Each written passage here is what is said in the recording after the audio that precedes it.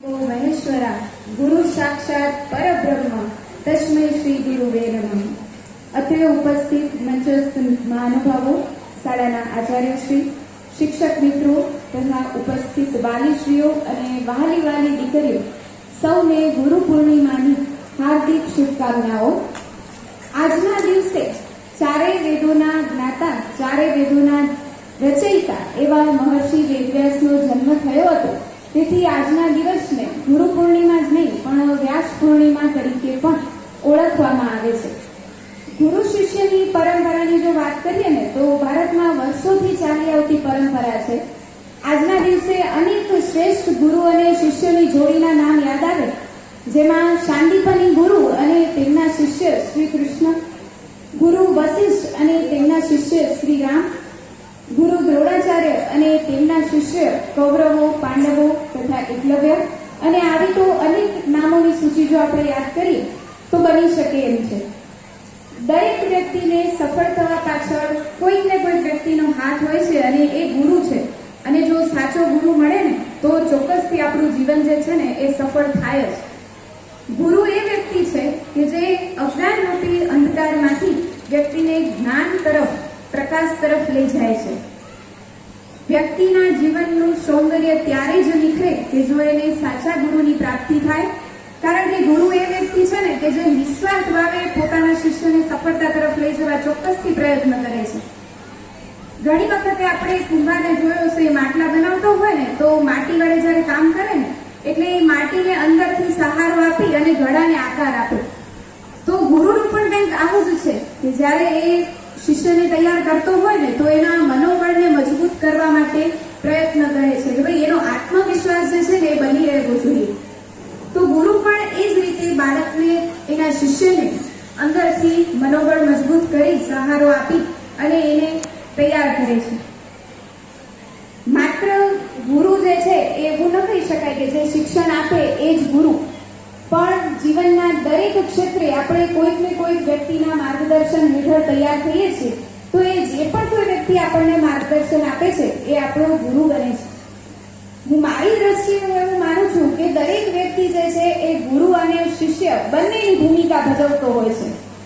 ઘણી વખતે આપણે જોયું હશે કે નાનું 5 વર્ષનું બાળક જે છે ને એ પણ આપણને કોઈક સારી બાબત શીખવી જાય છે. તો એ બાળક જે છે એ આપણા માટે ગુરુની ભૂમિકા ભજવે છે. પછી સામે શીખનાર એના માતા પિતા જ કેમ ન હોય, એ માતા પિતા જે છે એ એમના શિષ્ય બને છે. આમ દરેક વ્યક્તિ જે છે એનામાં બે ભૂમિકા તો હોય જ છે. એ ગુરુની ભૂમિકા પણ ભજવે અને એ શિષ્યની ભૂમિકા પણ ભજવે. ગુરુ અને શિષ્યની પરંપરા જે છે એ વર્ષોથી ચાલી આવે છે. આપણે વાત કરી કે દરેક વ્યક્તિ જે છે એનું ગુરુનું મહત્વ વિશેષ હોય છે. તો માત્ર શું ગુરુને પગે લાગીએ એ દિવસે, ગુરુ પૂર્ણિમાના દિવસે એમને યાદ કરીએ એટલું પૂરતું છે? એ પ્રશ્ન થાય. કારણ કે માત્ર પગે લાગી રહેવાથી આપણી જે જવાબદારીઓ છે એ પૂરી નથી થઈ જતી. પણ આપણે એમણે શીખવેલા જે પાઠો છે, એમણે આપેલી જે કેળવણી છે, એણે શીખવેલી સારી નરસી જે પણ કંઈ બાબતો છે એ તમામને જો આપણે આપણા જીવનમાં ઉતારીએ તો ચોક્કસથી આપણે સફળતા તરફ જઈએ છીએ. માત્ર ને માત્ર પગે લાગી લેવાથી આપણી જવાબદારી પૂરી નથી થઈ જતી. આપણે પરંપરા ત્યારે જ સાચી રીતે નિભાવી કહેવાય કે જો આપણે એમણે શીખવેલી કેળવણી અને એમણે શીખવેલી સારી બાબતોને યાદ રાખીએ. આપણે વાત કરીએ કે શાસ્ત્રો અનુસાર ગુરુને તો પ્રથમ જ ભગવાનનો દરજ્જો આપવામાં આવ્યો છે, ભગવાનથી પણ ઊંચો દરજ્જો આપવામાં આવ્યો છે. અને પ્રથમ ગુરુ જે છે એ માતા પિતાને કહેવામાં આવ્યા છે. માતા પિતાનું સ્થાન આપણા જીવનમાં સર્વોપરી છે. કેમ કે બાળક જ્યારે જન્મ લે ને ત્યારે સૌથી પહેલા એ પોતાની માતા અને પિતાના સંપર્કમાં આવે અને તેમની પાસેથી સંસ્કારોનું સિંચન મેળવે છે. માતા જે છે એ જ્યારે બાળક ચાલતા શીખે ને ત્યારે માતા એને આંગળી પકડીને ચાલતા શીખવાડે. પડે તો એને સહારો આપીને ઊભો પણ કરે. અને જ્યારે બાળક માટી ખાઈ જાય ને ત્યારે એ માતા જે છે એને મીઠી ટકોર પણ કરે. તો ગુરુ પણ કંઈક આવી જ રીતની ભૂમિકા ભજવે છે કે બાળક જો ખોટા રસ્તે, ખોટા માર્ગે ચડેલો હોય ને તો એને વિવેકપૂર્ણ ટકોર પણ કરે છે. જ્યારે જ્યારે બાળકમાં દોષ દેખાય કે કાંઈ ખોટું કરતું દેખાય, એનામાં કુટેવ છે, એનામાં રહેલા દોષો છે, એને દૂર કરવા માટે ગુરુ જે છે એ સતત પ્રયત્ન કરતો રહે છે.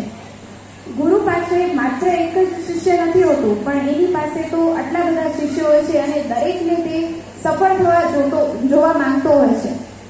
અને દરેક શિષ્ય જે છે એ ગુરુ માટે સમાન છે. પણ શું દરેક શિષ્ય જે છે એ ગુરુ માટે ખરેખર સાચું માન અનુભવે છે? તો દરેક શિષ્ય જે ગુરુ પાસે ભણે છે એ તમામની વિચારસરણીઓ કે તમામના અભિગમો જે છે એ એક સમાન હોતા નથી. આ પ્રસંગે એક મને વાર્તા યાદ આવે કે એક વખતે ગુરુ તેના 2 શિષ્યો સાથે વિહાર કરવા માટે નીકળે છે. વિહાર કરતા કરતા જ્યારે રસ્તામાં નીકળે છે ત્યારે એક દ્રશ્ય જુએ છે અને દ્રશ્ય કંઈક આવું હોય છે કે એક બાળક જે છે એ પથ્થર હાથમાં પકડી અને આંબાને ઝાડને મારવા પ્રયત્ન કરે છે, કારણ કે બાળકને કેરી તોડવાની ઈચ્છા છે.